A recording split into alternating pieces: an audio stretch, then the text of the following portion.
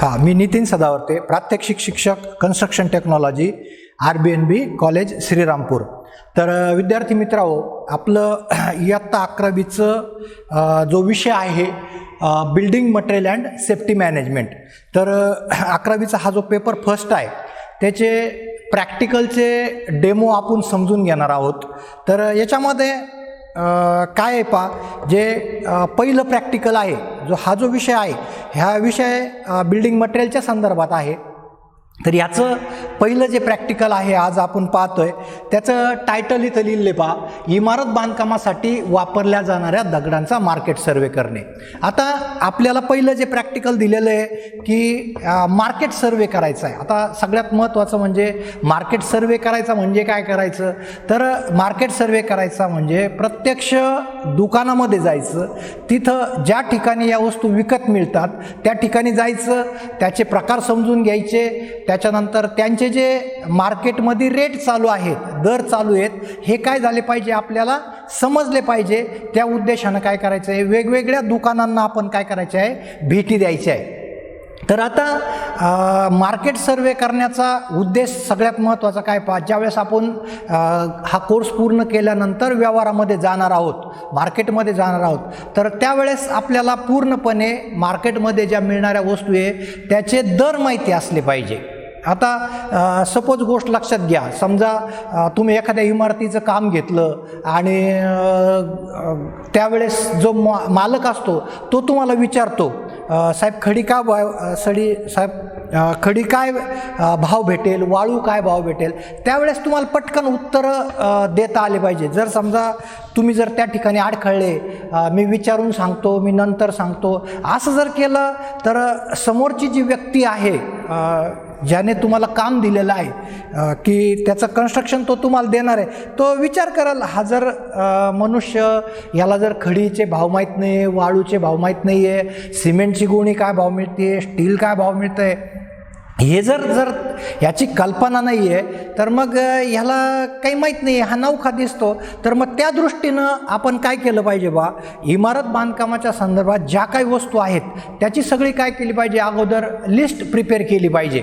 आणि ही list prepare करून त्याचे मार्केटमधले दर, त्याच्यानंतर ते काय भाव भेटतं. समजा स्टील आहे तर स्टील किलोवर मिळतं, टनावर मिळतं, तर त्या पद्धतीने त्याचं एकक आपल्याला माहिती पाहिजे. त्याच्यानंतर वाळू ब्रासवर मिळते, ट्रॅक्टरवर मिळते. एखादा म्हणतो मी माझा एक ब्रासचा ट्रॅक्टर आहे, 1.5 ब्रासचा ट्रॅक्टर आहे, तर अशा पद्धतीनं दगड असतो तोही ब्रासवर विकत मिळतो. अशा पद्धतीनं प्रत्येक जे घटक आहेत इमारत बांधकामासाठी, आणि हे घटक थोडे नाही आहेत, असंख्य घटक आहेत. तुम्ही जर खोदकामापासून सुरुवात केली तर सगळ्यात सुरुवातीला तुम्हाला साईटवर खडी टाकावं लागते, वाळू टाकावं लागते, विटा विकत आणावं लागतात, स्टील विकत आणावं लागतं, सिमेंट विकत आणावं लागतं. ह्या सगळ्या गोष्टी काय करावं लागतं, काम सुरू करण्यापूर्वी तुम्हाला तिथं स्टॉकमध्ये त्यांना सांगावं लागतं मालकाला की साधारण 1000 स्क्वेअर फीट आहे तुमचं काम आहे, तर साधारण 30-35 ट्रेलर तुम्ही वाळू टाकून ठेवा, 25,000 वीट तुम्हाला लागेल. म्हणजे ह्या क्वांटिटीसुद्धा तुम्हाला काय करता आल्या पाहिजे, सांगता आलं पाहिजे. आणि मग साधारण ते मग विचारतात, साहेब वीट काय भाव आहे. आपण जर म्हणलं 5,000 रुपये प्रति हजार मिळती, तर मग ते काय करतात, शोध घेतात. समजा त्यांच्या शेजारी कुठं विटाची भट्टी असेल, तिथं 4,000 रुपये रेट असेल, तर ते सांगतात आपल्याला इथं 4,000 रुपये मिळते. मग आपण त्यांना सांगू शकतो, याच्यात प्रकार असतात, चांगली भाजलेली तांबडी वीट पाहिजे, काहींची कच्ची असती, तर काही जण माप कमी देतात, तुम्हाला भाव कमी सांगतात. हे सुद्धा आपल्याला काय करता आलं पाहिजे, सांगता आलं पाहिजे. आत्ता जे आपलं प्रॅक्टिकल आहे ज्याचा डेमो आपण पाहणार आहोत पहा, इमारत बांधकामासाठी वापरला जाणारा दगडांचा मार्केट सर्वे. आता तुम्ही म्हणाल मग दगडं तर आपण फक्त फाउंडेशनसाठी किंवा सोलिंगसाठी वापरतो. तर मित्रांनो, दगडं म्हणजे आपण ज्या फरशा विकत घेतो, ज्या टाईल्स विकत घेतो, त्यासुद्धा दगडांचेच प्रकार आहेत. आणि त्यालासुद्धा काय म्हणलं जातं आहे आपल्या सिव्हिल इंजिनिअरिंगच्या भाषेत, दगड. आता फरशी किंवा टाईल्स ह्याचं रूपांतर नंतर त्याच्यामध्ये झालेलं आहे. तर याच्यामध्ये काय अपेक्षित आहे पहा, की आपल्याला काय करायचं आहे, अशा पद्धतीचं एक चार्ट इथं दाखवलेला आहे. ह्या चार्टमध्ये फर्म म्हणजे तुम्ही काय करणार आहे, वेगवेगळ्या दुकानात जाणार आहे. सपोज एखादं दुकानाचं नाव आहे बालाजी ट्रेडर्स, समजा त्या दुकानामध्ये सगळ्या प्रकारच्या फरशा विकत मिळत आहे, तर मग काय करायचं, त्या बालाजी ट्रेडर्सकडे जायचं. आपल्याकडं असा चार्ट तयार असणार आहे. मग ह्या बालाजी ट्रेडर्स फर्ममध्ये गेलं की मग इथं त्या चार्टमध्ये त्याचं नाव लिहायचं, त्याला समजून सांगायचं, बाबा रे हा आम्ही या व्यवसायामध्ये आम्ही शिक्षण घेतोय आणि आम्हाला मार्केट सर्वेचं प्रॅक्टिकल आहे. तर त्याला समजून सांगितल्यानंतर तो तुम्हाला सहकार्य करतो आणि मग त्याला सगळे थोडंसं त्याचे बी गिराईक, त्याचेसुद्धा जर गिराईक चालू असेल तर तो तुमच्याकडे दुर्लक्ष करल. त्याला समजा जर त्याचाही निवांतपणा थोडासा पाहून तिथं दुकानामध्ये जायचं आणि मग तिथं जे फरशांचे प्रकार ठेवलेले आहेत ते मग एक एक ह्याला काय म्हणतात, ही फरशी कशासाठी वापरली जाते, तर हे काय करून घ्यायचं, विचारून घ्यायचं. आता आपण थोडेसे मी काही प्रकार इथं लिहिलेले आहेत पहा. या बाजूला पहिलं काळा पाषाण. काळा पाषाण म्हणजे आपला खाणीतून जो दगड मिळतो आपल्याला तो. तर लोड बेरिंग काम असेल पहा, तर त्याच्यासाठी आपण फाउंडेशनसाठी, पायाभरणीसाठी ह्या दगडाचा वापर करतो. त्याच्यानंतर हा दगड जर समजा RCC बिल्डिंग असेल आपली, तर त्याचे जे फुटिंग करायचे असतात, समजा तिथं जर काळी माती असेल तर खाली कॉन्क्रीट करण्याच्या अगोदर आपण तिथं काय करत असतो, दगडाचं सोलिंग लावत असतो. त्याच्यानंतर आपली जी प्लिंथ लेवल असते, म्हणजे जोतं ज्याला मराठीमध्ये म्हणतात, तर त्या जोते लेवलला काम आल्यानंतर आपण काय करतो की जमिनीच्या वर बीम भरलेले असतात, त्याच्यामध्ये आपण मुरुमाची फिलिंग करतो. साधारण 1 फूट काय करत असतो आपण, त्याला गॅप ठेवत असतो.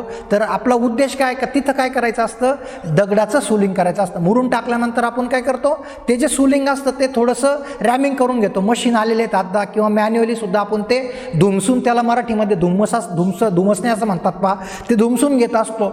त्याच्यानंतर मग त्याच्यावर काय करायचं असतं, दगडाचं सोलिंग करायचं असतं. अशा पद्धतीने प्लिंथमधलं बांधकाम, प्लिंथच्या वरच्याही बांधकामाला काही जण दगड बांधकाम करतात. समजा कंपाऊंड वॉल वगैरे जर असेल तर त्याही दगडामध्ये असतात. तर निरनिराळ्या प्रकारे हा दगड वापरतात. आता हा दगड आपल्याला खाणीमधून उपलब्ध होत असतो.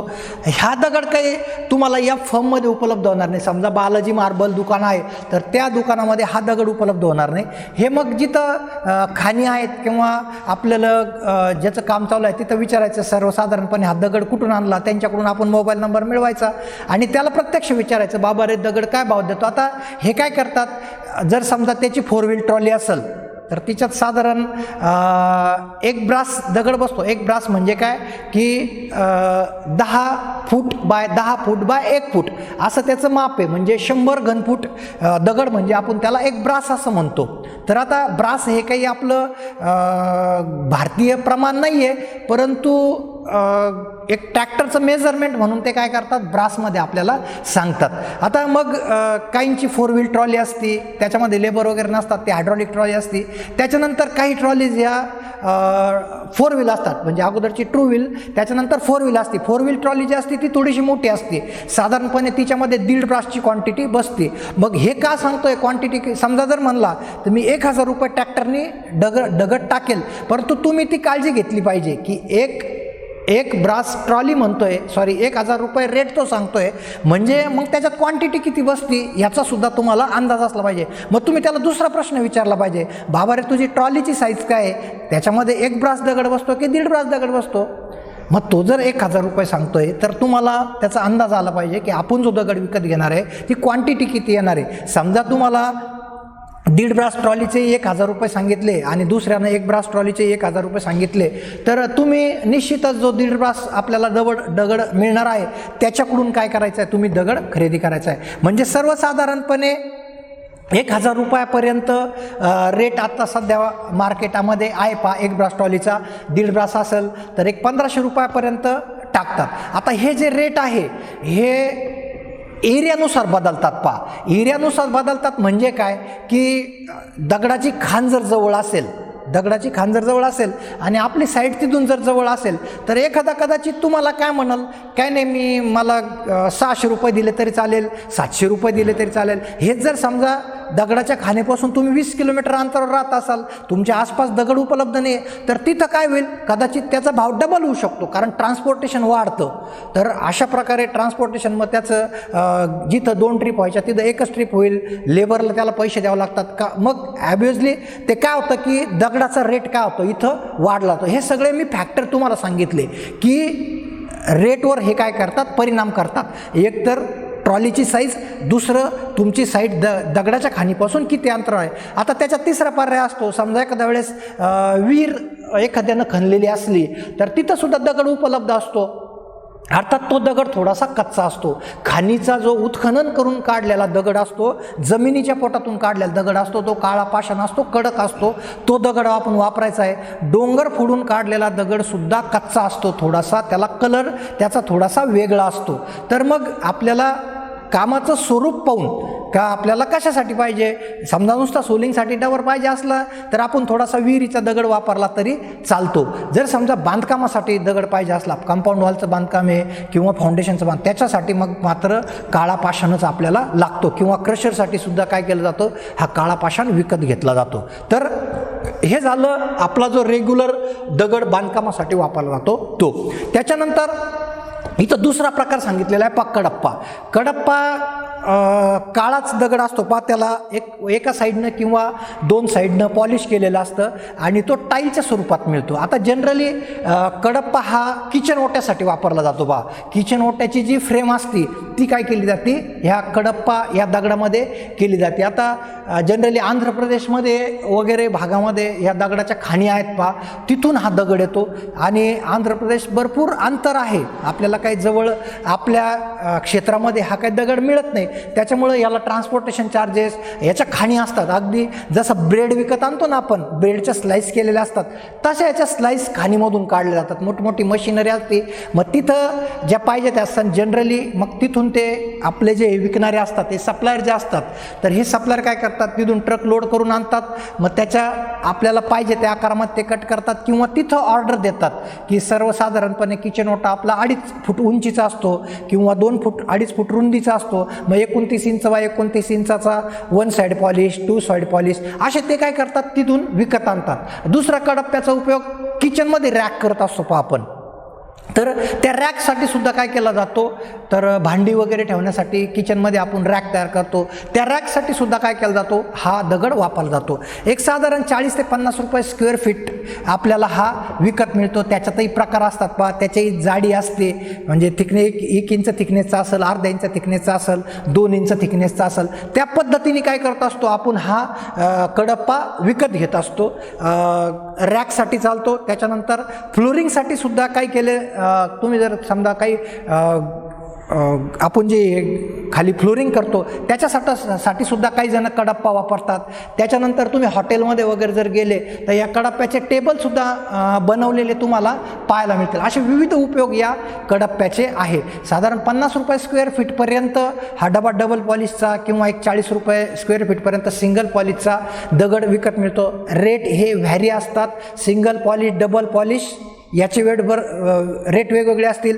त्याच्यानंतर थिकनेसनुसार, जाडीनुसार रेट बदलतात. समजा त्याची 1 इंच असेल, 2 इंच असेल, थिकनेसनुसार रेट बदलले. त्याच्यानंतर लांबीनुसार सुद्धा रेट बदलतात. समजा तुम्ही 2 फूट लांबीचा कडप्पा घेतला, कदाचित त्याचा रेट कमी असेल. त्याच्यानंतर सपोज तुम्ही 7 फूट लांबीचा पीस घेतला, आता रॅक जर बनवायचा असेल 7 फूट उंचीचं, तर त्याचा रेट काय जातो, वाढला जातो. म्हणजे 3 प्रकारे रेट बदलले जातात पहा. सिंगल पॉलिश, डबल पॉलिश, त्याच्यानंतर साईज, त्याच्यानंतर थिकनेस, अशा पद्धतीनं याचे रेट बदलले जातात. आता हा जो चार्ट आहे, मग याच्यामध्ये काय करणार आपण, अनुक्रमांक 1 दगडाचा प्रकार काय, कडप्पा. तर त्याचा रेट समजा त्याने आपल्याला 40 रुपये सांगितला आणि त्याचं परत एकक काय सांगितलं, पर स्क्वेअर फूट. तर हा जो चार्ट आहे, अशा चार्टमध्ये काय करायचं आहे, आपण याची नोंद करायची आहे. त्याच्यानंतर दुसरा प्रकार सांगितलेला आहे पहा, रफ शहाबाद. आता रफ शहाबाद हा जो प्रकार आहे आता थोडासा आउटडेटेड झालेला आहे पहा. आता जनरली कोणी वापरत जाईल. पूर्वी खेड्यापाड्यामध्ये वगैरे जे लो कॉस्टिंग हाऊसेस असतात, म्हणजे कमी खर्चाची घरं, की ज्यांच्याकडे थोडीशी पैशाची उपलब्धता कमी आहे, कारण ही फरशी स्वस्त भेटते, अगदी 1,500-2,000 हजार रुपये ब्रासपर्यंत आपल्याला मिळू शकते. याचाही रेट ब्रासवर असतो किंवा स्क्वेअर फीटवर असतो. तर ही जी फरशी असते पहा, ही हैदराबादमध्ये आपलं जे आंध्र प्रदेशमध्ये शहाबाद नावाचं गाव आहे, तर तिथं त्या गावाच्या नावावरूनच या फरशीला काय झालेलं आहे, नाव पडलेलं आहे शहाबादी. तर ही शहाबादी थोडीशी रफ असते, तर त्या फरशासुद्धा थिकनेसनुसार त्यांचा रेट बदलतो. तर अशा पद्धतीच्या या फरशा जे लो कॉस्ट हाऊसेस असतात त्याच्यामध्ये काय केले जातात, वापरले जातात. 2 नंबरची फरशी, इथं जसं कडप्पा लिहिलं तसं इथं 2 नंबर टाकायचा, रफ शहाबाद म्हणायचं.